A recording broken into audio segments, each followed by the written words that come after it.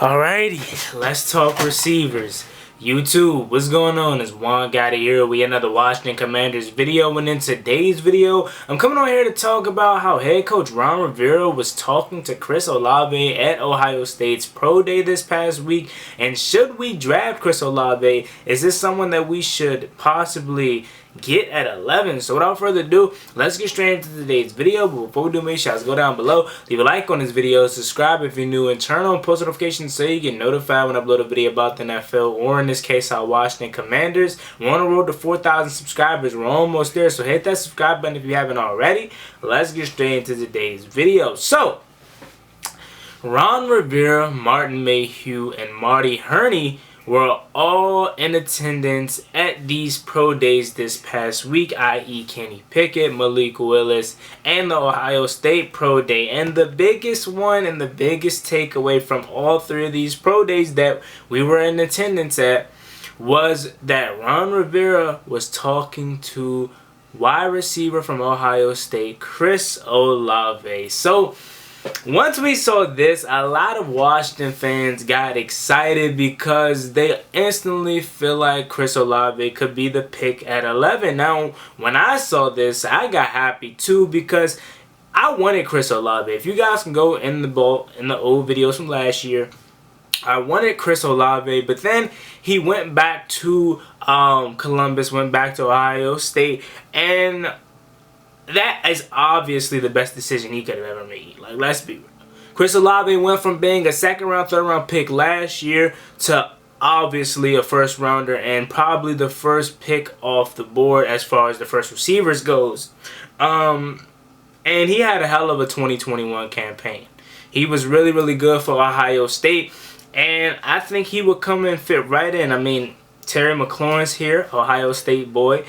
Curtis Samuel here, Ohio State boy. Chase Young here, Ohio State boy. So I really think he would fit in right at home with these guys, and more specifically for the wide receiver group, I really think it would be good for Washington to draft this guy. Now, here's the thing.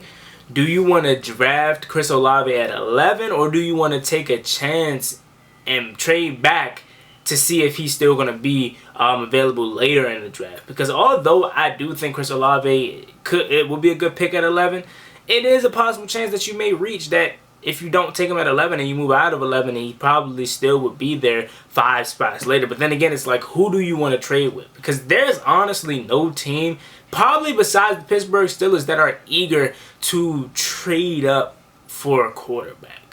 Now, in instance, unless it's like a generational talent wide receiver or something like that, that's the only time you really get teams to trade up, is when it's for a quarterback. And we already know this quarterback class is looked at as it being weak. So again, I don't see nobody really wanting to trade with Washington. But again, it's still March. It's only March, and the draft is still a month away. We don't know what can happen in a month, and especially during draft night, teams get eager, teams get desperate, teams feel like they can get this player, and there's the only chance. So again, we could definitely get some offers to trade back later down the road. But as of right now, I don't see like a team really wanting to trade for Washington and trade with Washington as of right now. And if Chris Olave is at 11, I would just take him. I wouldn't even risk moving out of 11 to see if he's going to be there later in the draft, just so you can recuperate, what, a second round for next year, a third round maybe, swapping first round picks. I would just take Chris Olave. Again, I feel like this connection will be really, really well. He already has 3 guys that he's familiar with. Terry McLaurin is like a big brother to him. And as much as I would love to have a big body receiver, I would definitely prefer 3 track stars. Literally. 4.3 speed everywhere. They all went to Ohio State. And we had that big body receiver in Cam Sims. I wanted a big body receiver as across from Terry before I knew Cam Sims was going to be re-signed. Now that Cam Sims is here, I expect him to not only have a bigger role, I'm fine with just having him as the one big body receiver. That's all we need. But just imagine your 3 receivers being Terry, Curtis Samuel, and Chris Olave. It's 4.3 speed everywhere. Then you got Dayami fresh off the bench, 4.3 speed, and he's going to be on the field with these guys too in certain packages when we go empty set and stuff like that. So I really, really, really would like this pick. And obviously Ron Rivera was talking to him, so he's interested in Chris Olave. Chris Olave, like I said, had a phenomenal 2021 season. And let's read about Chris Olave's background and overview from NFL.com.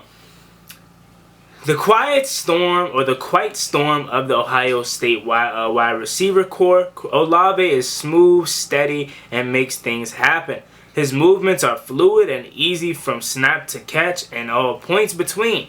He's fast but efficient and plays with the bend and foot agility to uncover all three levels. Olave possesses natural, well-rounded ball skills but needs to add play strength to ward off the physical challenges that are headed his way. His play trait should allow for success beyond the scheme and talent advantages surrounding him at Ohio State. He is an inside/outside hybrid, appealing to offenses looking for a field stretcher with the ability to take a sizable catch load. Now, here's my only thing with that overview that I really disliked was the talked about him needing to put on more strength. Would putting on more strength help him and be good? Yeah, but look at Terry McLaurin. Terry McLaurin, our wide receiver 1. And the guy that is literally his NFL comparison, if you look at his draft profile, Terry is not the most jacked guy. Terry is not, the strongest guy in the world. And you see Terry's able to fight through contact. He's able to make catches that are just unreal and take hits and have a sizable workload and catch load. So, and looking at last year, Devonta Smith, sorry about that, coming out of Alabama, his biggest complaint was that he's too small. He won't survive in the league. One hit and he's down. He had a good year for Philly. 170-pounder. The guy's bony. He's literally skinny as I don't know what. So I don't agree with he needs to put on more weight. Again, would him putting on more weight help him? Yes, for sure, but he's fine how he is. Again, just look at two players like Terry and Devonta Smith, who is having success in this league, and those are two guys that aren't the strongest or most built guys in the NFL. So I really think Chris Olave would be really, really good again. And I don't agree with that he needs to put on more weight. Again, it would help, but it's not a big problem to me. His weaknesses. Scheme provided a lot of room for free play. So basically he's saying the talent and the scheme around him at Ohio State just allowed him to go do whatever for real. He really didn't have to be a technician, or he really didn't have to do too much, but just go get open. And that's pretty much how it is playing at a Big Ten school such as Ohio State, because you always have so much talent around you. Lack of desired play strength could be a concern. Room for, average hand strength to finish the catch. Inconsistent working back towards the throw when needed. Failed to hold on to would be touchdown catch in the first quarter loss versus Michigan. So they're basically talking about a game where he dropped a pass in Michigan versus Michigan. He says average and run and after catch mode gets run through as a run blocker. So he's not a good run blocker. And that could definitely change. Again, coming here and being around a guy like Terry McLaurin, who is really, really good at run blocking. So, again, his weaknesses are not a lot. Like, it's nothing alarming. His strengths definitely outweigh his weaknesses, and I would be really excited if we got him at 11. And again, this guy is a guy that I wanted last year. I really did. And he went back and had a phenomenal 2021 campaign. His 40-yard dash ran a 4.39, vertical jump had a 32, broad jump 124. And that's his pro day or his draft combine. He's 6 foot 187, so he's not the tallest guy in the world, just like Terry, 6 foot. But these guys could play bigger than what they actually are. Again, let's look at his stats from his 2021 campaign. He has 65 receptions, 936 yards, and 13 touchdowns at Ohio State this past season. He's a senior, obviously. And again, I think he can come in here and make an immediate impact and add more speed and versatility to this offense and just be another playmaker for Carson Wentz. Again, we didn't do nothing in free agency to really help out Carson Wentz besides get Andrew Norwell and I guess resign some of our players.